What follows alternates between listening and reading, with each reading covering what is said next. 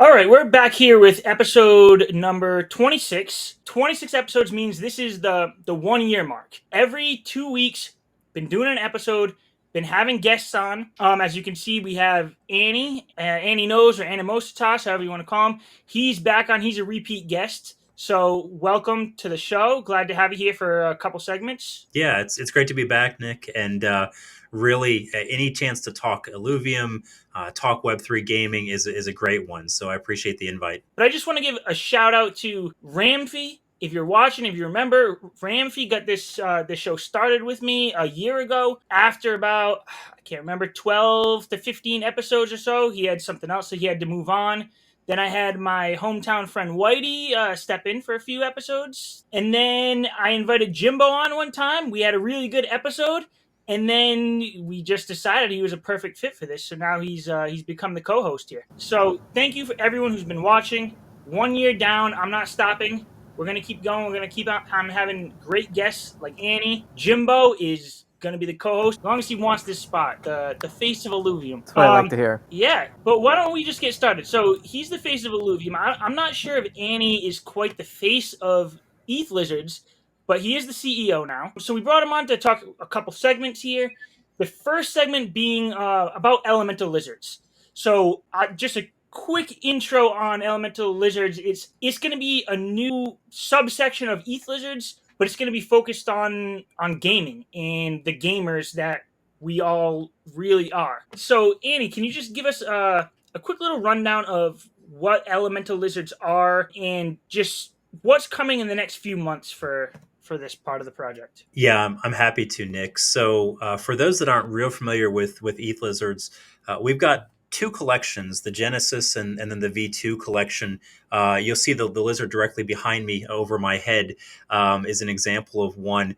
And those lizards are NFTs that basically are your entry pass into the ecosystem in the project. And they are a part of basically a group that's been focused on investing, portfolio acquisitions, trading within Web3 and specifically in the Web3 gaming sector for the last roughly 2 years now in the space. That's been fantastic. And earlier this year, we made the decision to really grow the operational activities of Ethlizards as a project. As you mentioned, I moved in full time into the Ethlizards role in the past months, and we're going to now build out some additional pillars that will be additive to the current collections. And so those collections, again, are what we call our portfolio subDAO. The elemental lizards are going to be linked to what we call our community subDAO. And as you indicated, this is more of a gamification space. And so while builders, traders, investors are going to be catered to more with the current editions of the Ethlizards, the elemental lizards is going to be a collection targeted towards gamers. So the idea is they're going to function as a combination of a battle pass mechanic, a custom RPG character and avatar that you can use in a variety of games, and your personal inclusion into the lore and IP of Ethlizards across a host of gaming platforms that we're developing. And so some of these will be our own mini games and customized games that we build with our partners. And some of it will just be direct access in unique ways to some of our partnered projects, right? Projects like Illuvium and other top tier Web3 gaming studios in the sector that are going to emerge in the coming years. I'm just trying to think. You have the Battle in the Beyond coming out, hopefully fairly soon, where you're taking the disc opening and you're battling it PvP, basically turning that into PvP. Shed some light on how the elemental lizards will work in conjunction with a new game like that. Sure. Yeah. So the elemental lizards are not intended to be like a pay to win mechanic within a game. They're intended to be a part of like the meta game activities. So think of it like a battle pass. For instance, if you were to go buy a season pass for the leaderboards or some tournament structures in Battle in the Beyond, if you had an elemental lizard, you would get a discount on that. And based on potentially the type of elemental lizard, maybe one of those would be linked specifically to Illuvium as a project. And you would then have maybe a 30% discount instead of a 20% discount on all your Battle in the Beyond platform fees that you would be incurring. And so, it's you can think of it like a loyalty program, discount program as one element of the utility of the elemental. And in general, that will be replicated again with some of our other partners across the sector. And so, if you're here for gaming and you're a fan of multiple genres, multiple projects, we're helping to support all of these studios that are building out high quality games. And let's say you decide you're taking a break from an auto battler in Illuvium Arena, and you want to come over and play, a 4X game. Maybe Civitas, for instance, is a partner that we could set up an agreement with, and that gives you some kind of additional advantage or utility in their ecosystem. But we always want it to be based on value for you as a player in terms of like the financialization of payments or fees or costs, not to give you like an in-game advantage per se. We love cosmetics, and everyone loves looking at the Ethlizards. We've got some amazing artists that we've onboarded for this next collection. And so it's certainly the case that you'll see our IP show up in interesting ways with our partners. So you may be able to use something as an avatar, but it shouldn't be like a major competitive advantage within a game that you're playing to have an elemental. That we're really kind of opposed to pay to win as a concept in terms of like infra gameplay that's going on. So just when you say like the tournament structure, were you specifically talking about Ethlizard specific tournaments? And if you had an elemental lizard, you had to have one to get into that tournament? I was a little lost on that one. Sure. So let's say in Battle in the Beyond, you've got a guild or a group of friends that wants to go and set up your own tournaments, and you're going to each open up, a handful of discs. If you want to play in that tournament mode, you can always come in and do so for free in Battle in the Beyond. Right there's a platform structure that we'll have available where you can run tournaments or you can run individual battles between two people. You can also do like a paid tournament. Everyone throws in $25, and you're going to do winner take all, or the top 5 people or whatever get some prize pools as a result. If you're going to do like a paid mechanic using the platform, from that, if you have an elemental, we would reduce the cost for you to participate in those tournaments. And so instead of maybe a $25 buy-in, you would only pay $20, and you would still get that same prize pool, for instance. So having this sort of a discount is an advantage. It's not going to be a requirement, though, ever. You don't have to have an elemental lizard to participate. We want to make this as accessible as possible to the entire Illuvium community, and actually to onboard more people to Illuvium through them finding Ethlizards and other projects, and then finding Illuvium through us, and then through Battle in the Beyond. Yeah, that's cool. Just to wrap up this segment, what's the timeline here? Can we expect elemental lizards in 2023, or are we looking at 2024? Yeah, so you can expect them in 2023. We've got, as I mentioned, some really great artists. It's a challenging collection. We recently announced there's actually 8 different elements that we are building towards, and so with that, it's pretty complex from an art standpoint. But we're I think have some very very good concepts. Nick, you may have even seen some. I think in one of the surveys that we sent out. If not, I've got to make sure we get that to you. And Jimbo, you're welcome to see it as well. But with these concepts, we're looking to have those done in the next 2.5 months. The actual launch of the collection is going to be sometime after the Battle in the Beyond Season 0 finishes, which we're looking at, let's say, probably late November. And so it should, though, dovetail pretty cleanly into the Elemental launch. That's part of our overall IP and lore rollout. So I would say you can probably expect it in December. There's a small chance that it might go to early 2024, but we're not looking at any kind of more major delays than that. Awesome. Yeah, I'll definitely be looking forward to that. And if it means anything, I know you're looking for a name change for elemental lizards. I personally like it as it is. I like elemental lizards.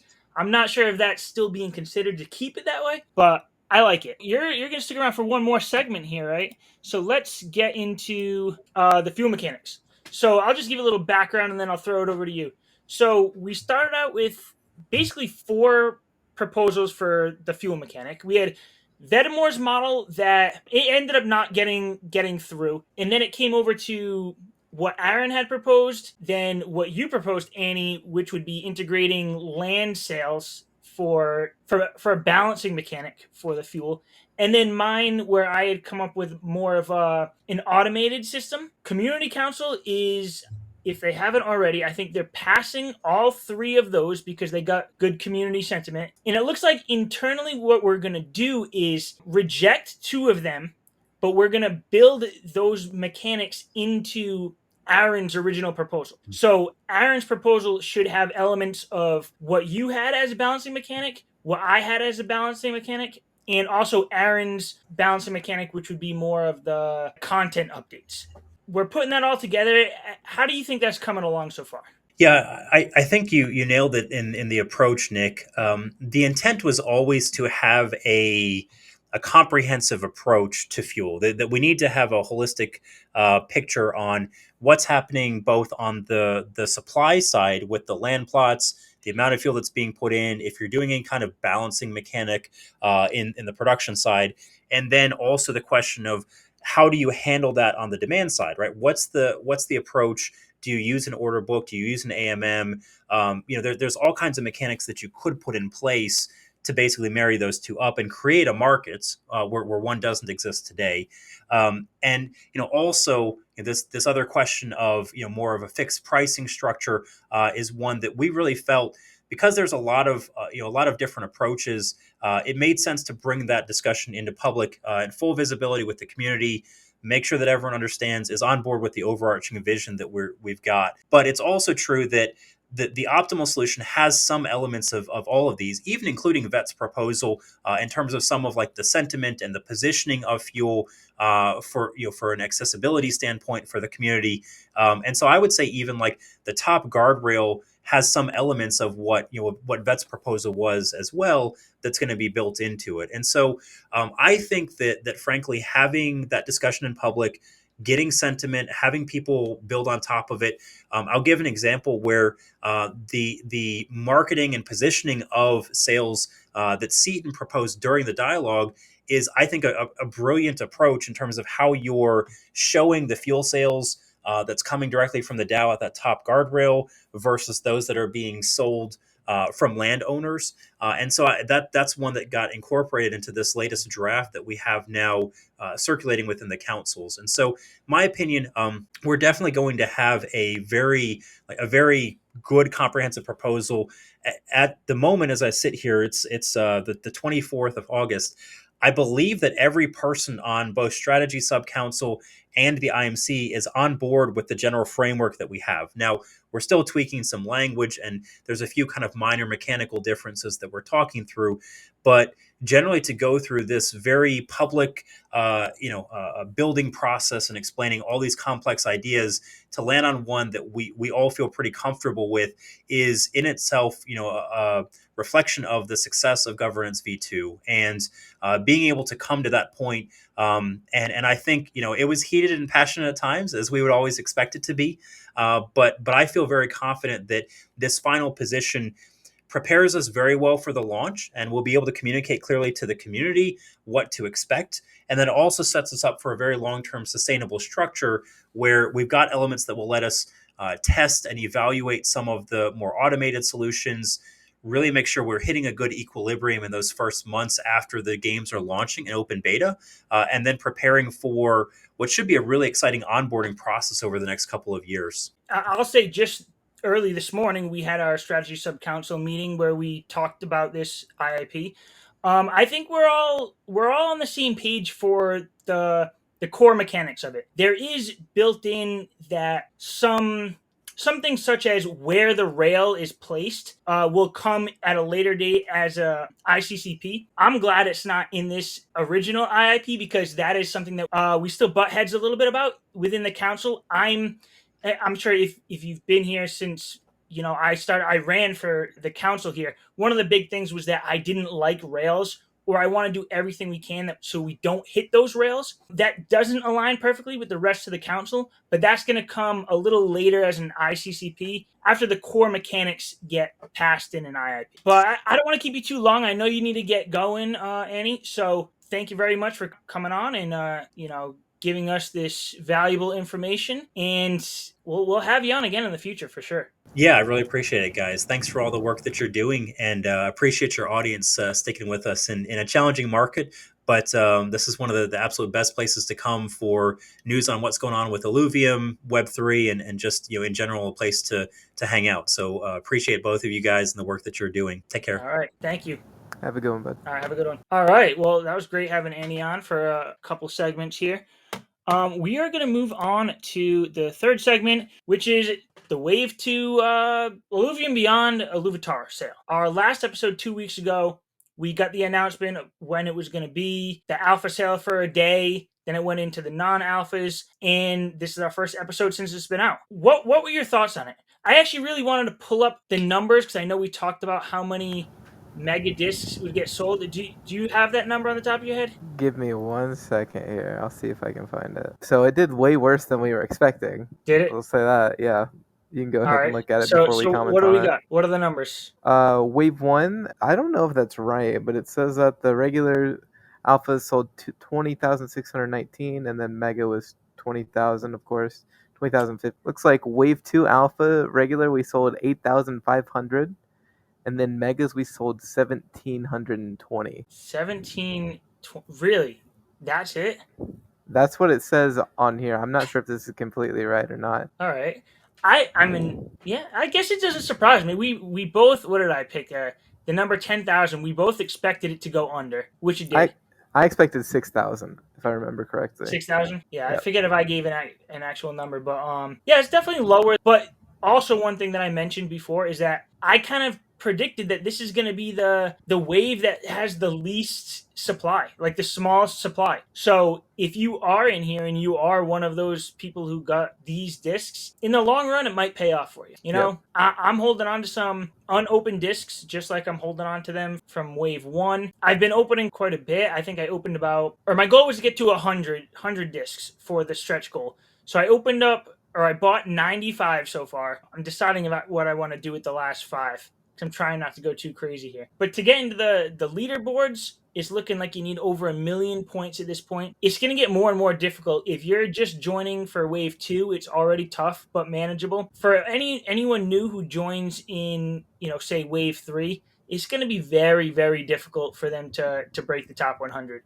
It's already getting tough, for me to just stick around in there. And to be fair, they have said that they're going to, in the future, I don't think it's coming out anytime for Wave 2 or even Wave 3, but they're going to have leaderboards for wave-specific leaderboards as well. Okay.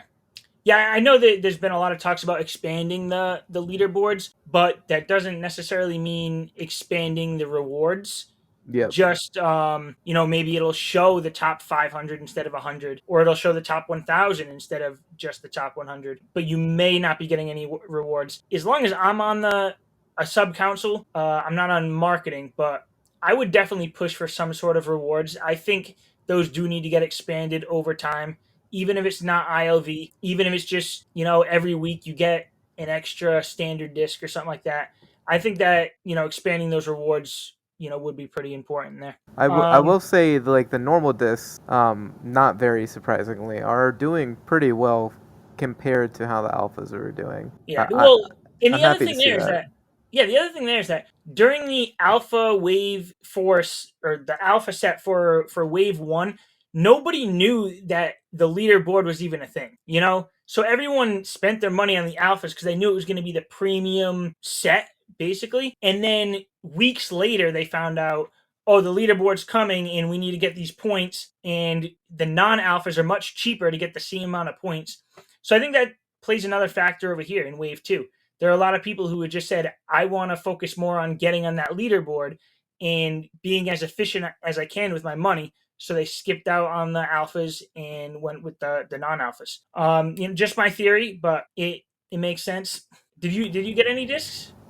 I bought 1 alpha mega disc, and then I haven't really been bought anything other than that. I will get into Wave 2 a little bit further down the line, get some of the standard discs. It kind of just depends on how much money I have, to be honest. I would really like to get some of those stretch goals because some of them are pretty cool. Yeah, that's why I wanted to get to that 100 mark. Forget exactly what I got at 100, but I wanted to get to it. Yeah, I wanted to get to 200. Is a skin or something? You want to get to 200? Yeah, like it comes with the emote disc, I believe. I could be wrong on that, but I think that's what it is. Oh no, I think the emote discs were 100, because I think that's what I wanted to. Okay, then I guess I'll try and get 100 then, because yeah, Right? I'm a big emote fan. Yeah. Oh yeah, me too. I like those things. All right. So before we move on to this next segment, because this wave just came out and this is the 1 year anniversary, I wanted to give away some free discs. So I'm gonna start with 5. Maybe later in the episode, I give you another way to get some more. But I'm gonna give out 5 standard discs, and I'm gonna give it to the first 5 people who comment below. And you get a comment. Jimberino is an industry plant. All right. It's true. It's very true. For Illuvium. What do you think? He just came out of nowhere for like, I don't know, 6 months ago. I mean, I kind of am, bro. No one's gonna do anything about it. Test my gangster, bro. I'll give $1,000 to anybody who beats me up live in person. There you go. He's from the United States, so you gotta find your way over here. Okay, so yeah, first 5 people who comment that down below, I will respond and let you know you're the winner, and then you'll have to send me your IMX wallet address probably on X or Twitter, whatever you want to call it. Cool. Congratulations to those 5 people. Now let's move on to a fun segment. I like throwing these fun segments in here. See if I can get Jimbo to squirm a little bit. All right. So I threw this in here just because last night there was some debate going on. I'm really not that into politics here in the United States. But then Trump was on Tucker Carlson on X. And I was like, oh, I'm going to throw this in here. So what I wanted to talk about here was just in the upcoming election over a year from now, what president do we think is going to be the best for Web3 gaming, for Illuvium, for crypto? Like, is there a president that we're just like, oh, if he gets in, we're completely screwed and we might stay in a bear market? And is there another president that's like, oh yeah, we're going to go to the moon if this guy gets in? Yeah. Any thoughts on that? Going to the moon is definitely RFK. Dude's talking about Bitcoin back to dollar. I don't know if that's a good thing long term, but we'll definitely get rich, so that's cool. I would prefer. I know everybody's talking about DeSantis, which it's okay. He's not okay. He's good. I like him. Yeah. Definitely not Biden. He's probably gonna die soon. He's pro CBDC, so I mean, pretty much a worthless human being. Trump, also pro CBDC. So anybody who's pro CBDC, please do not vote for them. Like, they are terrible people. I did see that Trump owns some Ethereum though. Yeah, he's like in crypto and he has his own NFTs, but yeah, that's true. Anyone who is pro CBDC is pro like 1984, like controlling their people. It's kind of disgusting.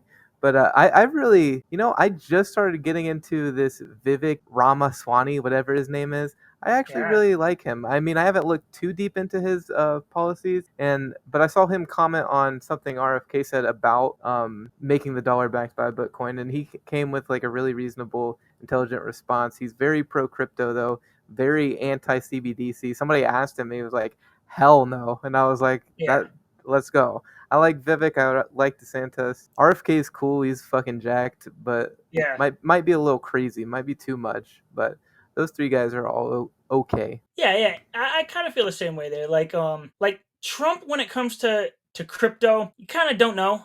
Yeah, I don't think you know what you're gonna get with him. Biden stays in and we're screwed. We're probably gonna end up with that CBDC real soon. But then was it DeSantis? I think he's losing traction. I don't think he's got a shot anymore. But a while back, I was like, he might be the guy for crypto because he's big on Bitcoin. He's very much against CBDCs. But then RFK's been around in the news on Joe Rogan, he's not really getting on the mainstream news. I've seen him on Joe Rogan. He's done a lot of podcasts. He's really big into Bitcoin and crypto. So I think he would be a great person for the job, especially for what we're talking about here. Like is it going to be good for Web3 gaming? I think he could be a good person for that. But really, when we're looking at the top candidates here, as long as it's not Biden, I think we're in good shape. You know, like it doesn't have to go Republican. I think because RFK is a Democrat. I think a Democrat can still get in if it's someone like RFK. And we're still going to be in decent shape. Yeah. So and RFK doesn't seem like one of those crazy Democrats either. He seems very like intelligent and at least like reasonable. You know what I mean? Yeah, that's probably why they don't like him too much over there. Yeah, exactly. He's an actual Democrat, not like a fucking brainwashed lefty. You know what I mean? Yeah. But yeah, I mean, we'll see. This is still a year away. But if we get to the point where it's they have the Republican candidate, they have the Democrat candidate, and they're both pro Bitcoin or pro crypto, then we don't even need to wait to a final election. We can start seeing things pump at that point. But we'll see. Let's move on. So next segment here. Okay, this is going to be another one like we did last week. We're kind of 3 questions. We'll break this up. What do you think is next? And the first one I have here is the merch store. So we had the merch store come out about, I don't know, 2-3 months ago with a small collection of t-shirts, hoodies, and the Illuvitar plates, the metal plates, I guess. They said that they're going to be launching more merch, but we haven't got any new updates since. What do you think's coming next? Are we going to see some plushies? Are we going to see a new line of t-shirts? What's coming? And for the record, we don't know any of this, or at least I don't know.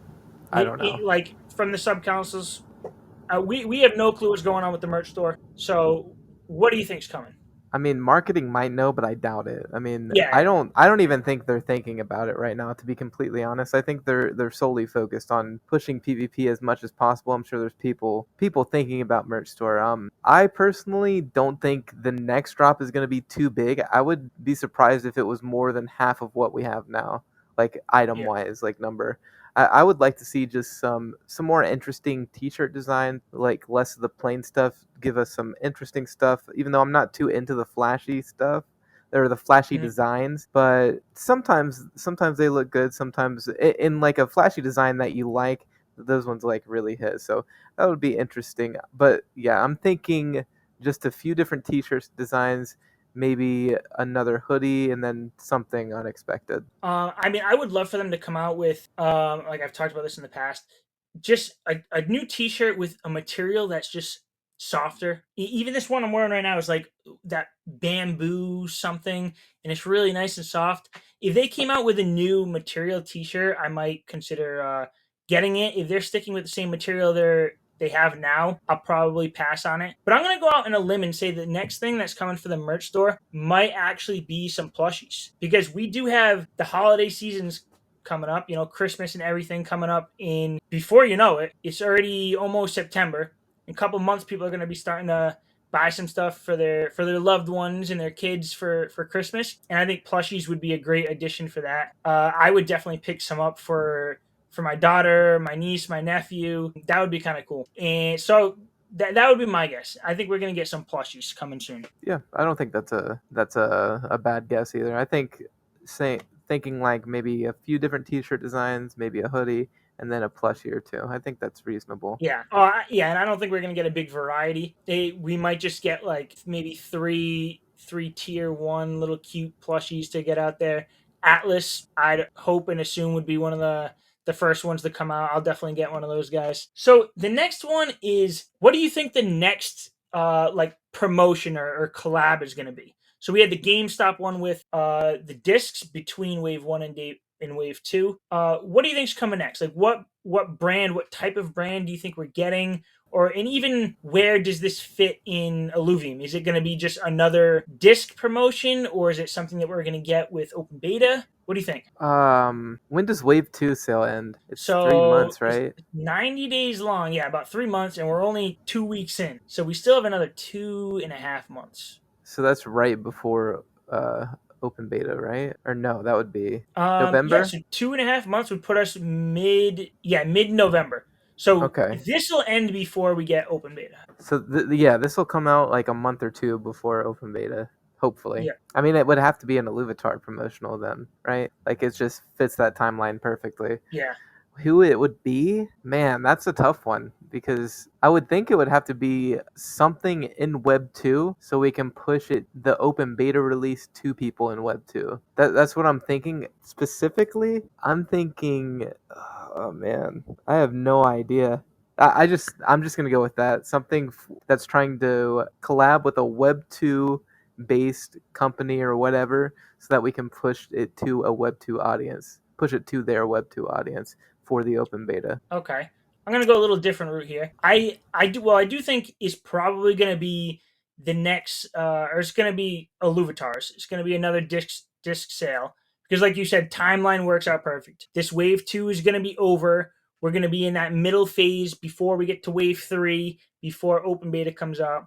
So they're going to be promoting the whole project with another promotional disc sale. But I don't think it's going to be web 2 right away. I think they're going to start by really focusing in on the web 3 audience, and once that is more established, then move on to web 2. So I think we're gonna get a promotional deal with some big Web 3 guild. I don't know the names of all the biggest ones. Like I know there's like YGG, or I can't think of all the names, but that's what I think it's gonna be. It's gonna be a collab with a big Web 3 guild to get all of the people, all the gamers that are already in this space, on over to Illuvium. Right? That's a good one. Yeah, I could see that. And then the next promo, do a Web 2 company. Yeah. That makes a lot of sense, actually. I think that's actually a better idea, for sure. Yeah, because I think for the Web 2 audience, it might be better to have a little promotion for them after open beta launched rather than right before open beta. Yeah, get all the Web 3 people in for the launch and then slowly get that Web 2 base. Yeah, so when Web 2 comes in, they can see, oh, they already have 100,000 players. Yep. Like, this is already something legit, rather than trying to get them in when we have 20,000 players and not even a game yet. Yeah, for sure. All right, last one for what's next here. What's the next, like, announcement we're going to get? Like, just think, like, Discord announcements. We get them every once in a while. What's the next thing we're going to get? What are we hearing from the team? God, I hope... you know what I hope it is. I hope it's PvP. I'm hoping it's PvP. Like, we only have, a little over a month in Q3 left, and they were, like, hyping up PvP to come out next month in September really, really, really hard. They were pushing that. So that's what I'm really, really, really hoping. Please, for the love of God, Illuvium team, release PvP next month so I have something to do in stream. That's all I want. I've been waiting for it for years. Is that the next thing on the roadmap? Yeah, I think it is. I think all of them come out at the same time. I could be wrong on that because it's that with what would Overworld. It be? Overworld, Private Beta 3 or something like that. Yeah, I could be wrong on that, but I believe that's the case. I don't know for sure, by the way. I want to be with you on that, but that could be 4 weeks away. So that would mean I'm thinking that there's not going to be any big announcement for at least 4 weeks, which could definitely be the case. I don't think we're going to get any promotionals coming up soon. I don't think merch store is going to launch anything. I hope we don't get some bad announcement, like a delay announcement, or our SILV2 got hacked announcement. Don't even put that out there, bro. We don't need that. We don't need that energy, bro. Dislike the video. No, I'm just playing. No, I'm with you on that. I think it's going to be the PvP, and I think they're going to make a big deal about it too. I don't think it's just going to roll out like it's nothing. I think they're really going to hype it up. Kieran's going to be hopping on different channels for interviews. Man, I haven't asked him in a while. I had one interview with him probably about a year ago at this point. So maybe I can ask and see if I can get him on for a little interview around the PvP time. We'll see. Who knows? I know a lot of people are always going for Kieran's attention. Please let it be PvP. Just once again, please, team, listen to me. Let it be PvP. Yeah, I hope so too. All right, another fun, quick one here. So, Illuvium movie. What would your hopes be for this movie? What kind of style do you want to see it in?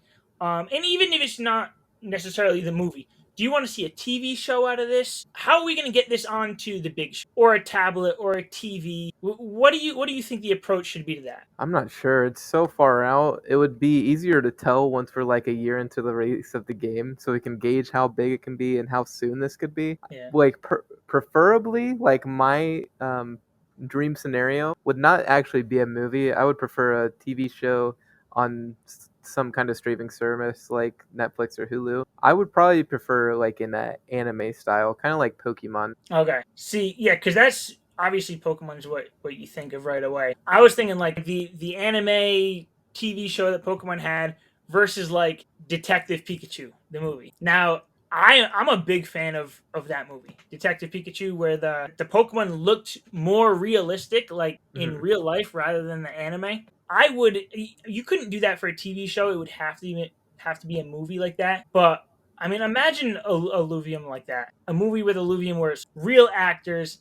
These creatures look like they could really live in the real world, and I'm sure that takes a lot more money to build out. That's what I was thinking right off To the build that bat. up. So maybe it wouldn't be right for the first movie. Maybe I should just go anime for the first movie. But I think about how cool that movie was. Like that really, the nostalgia kicked in when I saw Detective Pikachu. I even sometimes still watch that. Now that I'm thinking about it now, maybe I'll run that movie when I go to sleep later. 'Cause I just think it's a great movie. It just looks amazing. I want to see Illuvium looking like that. I've actually never seen the movie. I'll come back next episode and let you guys know. But Are you yeah, kidding me? no, I'm not. I saw like the ads and stuff, and I just never got around to it. I Watch don't it. watch a lot of movies. Okay, I'll watch it, and then 2 I, weeks from now, during the next episode, I'll let you hey, guys know. trust me, I don't watch a lot of movies either. I have very little time. My movie watching is usually if before I go to bed, maybe I'll put something on my iPad and I'll watch 15 minutes and fall asleep to it. It's usually Mhm. what I do for movies. But I've definitely seen all the way through of Detective Pikachu, and it's really good. Yeah. I like it better than the anime versions, to be honest with you. I don't really like the anime versions. I wish I could get into them, but now that I'm an adult, I just can't watch it. See, but I watched them when I was a kid. Yeah, I did No, too. yeah, I don't really know the exact timeline. I was watching them brand new when I was a kid. Let's put it that way. You were watching reruns. No, I was watching them brand new too. I was like 4. Really? Yeah. I guess there's a bunch of seasons. I'm thinking of like the first when there was still just the original set of Pokemon. Well, when did the first one come out? Because I'm almost positive I was watching at least the first season may have been a rerun, but I know like I was I watching them. see. I don't know. I would guess it was probably like 2019. Yeah, maybe not 1999. 2000, 2001. Ooh, it Are was you looking it up? 1997. Oh, That's what yeah. it said. So it First was before the episode. cards even came out, or maybe the same year the cards came out. Yeah. Not All right. sure. You were watching them in the womb, right? I was born. I would not have been able to watch it then. I did start very early. Like Pokemon was my thing, all the way growing up, the whole time. Yeah. So Same with me. I was a big collector of the cards. And I've said this before, but that's one of the big reasons why when I saw Illuvium, I knew this was, the project for me to get involved in because it yeah, just brought me same. back to the Pokemon that was such a big deal, when I was growing up. Yeah, I mean, a little off topic, but like I've been waiting for a game like this forever. Just a Yeah. game that's like a creature collector, but it's more molded for adults that can play it. I Yeah. just think that's it. Tim Tim failed at it. I was super hyped on Tim Tim. Now we got Illuvium. We'll see how it does. It's a completely different game from like the um, turn-based RPG style, but honestly, I think it's even better. So Yeah. here's to hoping PvP comes out next month. Keep hoping. Keep hoping. We'll be talking Just about had to this throw that next out there. episode. What are the chances we get PvP before next episode? I feel like it's 0. I feel like I really feel like in my soul and my gut that it's gonna be the very last day of September if it's in September. That's what I come to expect. Like if Yeah, they say Q3, I'm saying 3 to 7 days after Q3 ends. Is yeah, my pretty much. prediction. All right, so we're moving along pretty good here. Let's move on to this last segment, Leak of the Week. Another quick shout out. We've been doing this for a year. This is the only segment that hasn't changed in 26 episodes in a whole year. Ramfy used to always say, Leak of the Week rolls off the tongue. So this is where we get to kind of nerd out a little bit on everything that Grant has dropped throughout the weeks and just admire it. So leak of the week. Let me pull up the screen here. What do you have, Jimbo? What do you want me to pull up?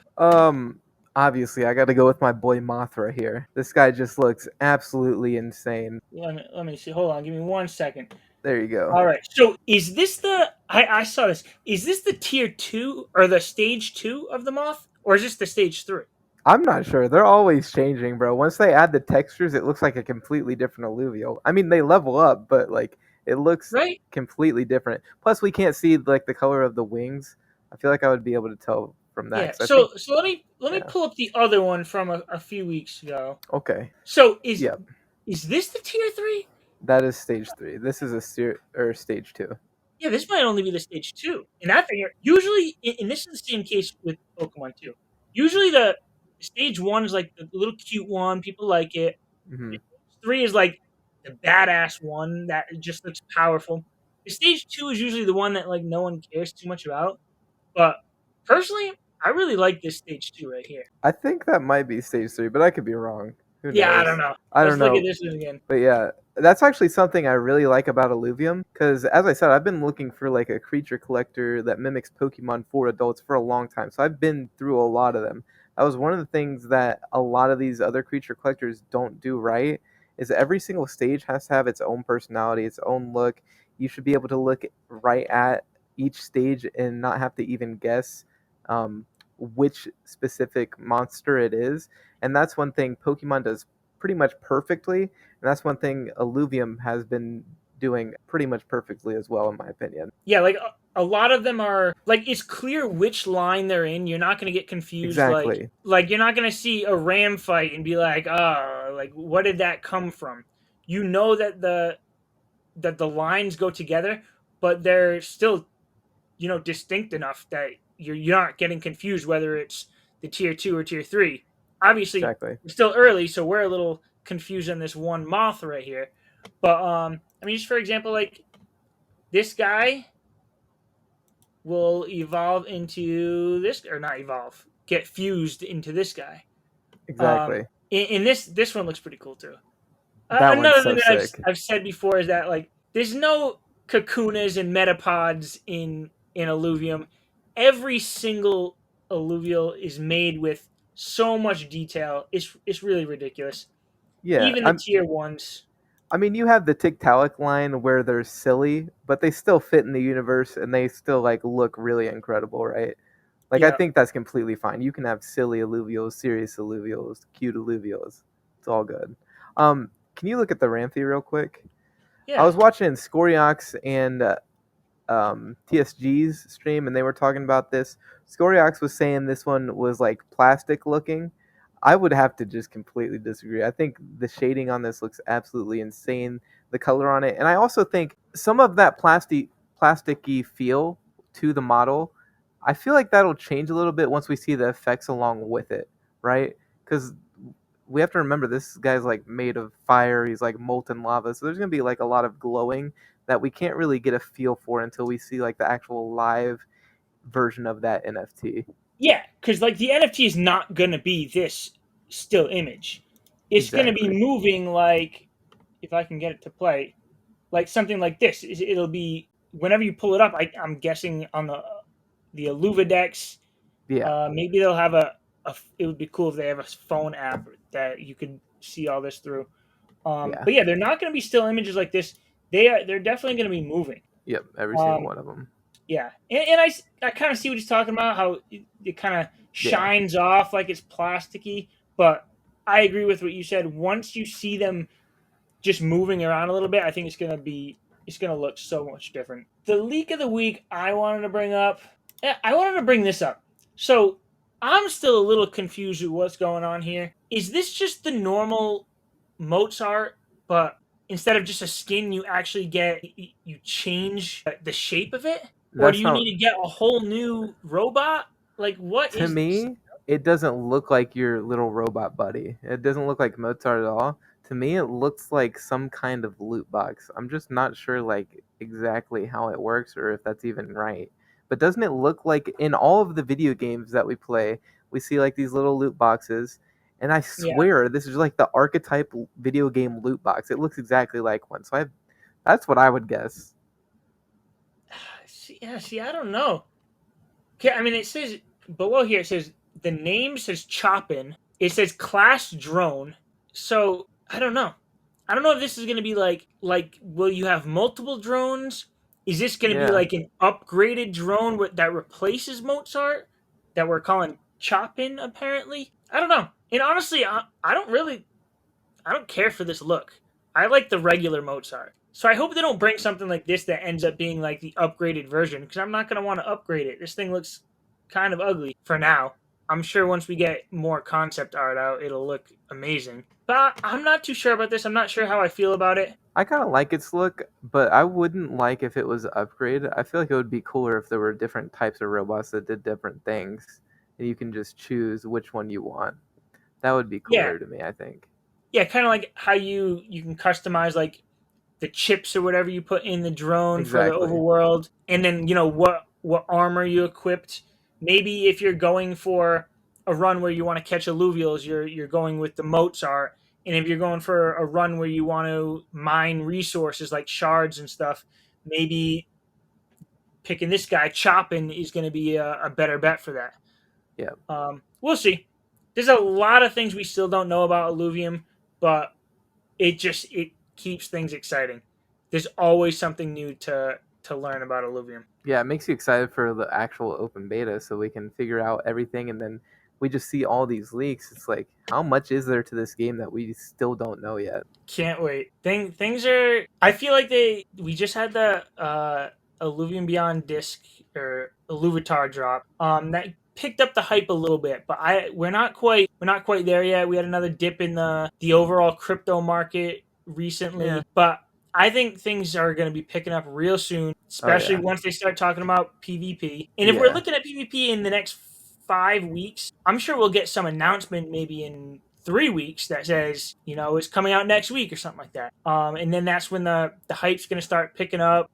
People are going to get more interested, especially the people who really kind of maybe left this space because they've just been waiting to actually play a game and they don't care too much of the crypto side. Those people will start coming back. We'll get Jimberino on here showing us his stuff, streaming some PvP. Maybe he'll invite me onto his stream to battle him, and then he can get his You don't ass want kicked that. by me. You don't want that. You don't want the smoke. But yes, but actually, speaking of PvP and like actually having a game out, like, because like my IRL friends know that I work with Illuvium for the DAO, and I have them asking questions about PvP 24/7. So I'm like, I really hope it comes out next month. So I'll get to you. So team, please next month. I don't know how many times I have to say it until it becomes true, but please release it next month. And I have some friends too that like playing games, and it's just like I'm waiting for something that's gonna actually catch their interest, and Yeah. PvP will be it. Like I've brought up in the past couple of years so many different like crypto games, and they're just like, well, can I play? Is it fun? And I'm just like, not quite there yet. But once we get PvP, I'll definitely be able to bring some new people in for some friendly PvP matches. Yep, it's gonna be fun to be like, what's going on with Illuvium? And you don't have to say this soon. It's out now. You can play it. That'll It's be here nice. now. Download it. Let's play. Yeah. All right. So that's the end of episode 26, 1 year anniversary. Next week, we kick off year 2 of the GameFi rundown. What started as the Illuvium rundown, the GameFi rundown. I just saw we had Annie on earlier to talk about elemental lizards. I do want to start having a couple segments, break outside of the Illuvium universe, even though that's still a big focus here. But things are getting going, and I'm excited. So, Jimbo, thanks again for coming on. You're a great co-host, and we'll see you soon. Yeah. Thank you, sir. See you guys. Later.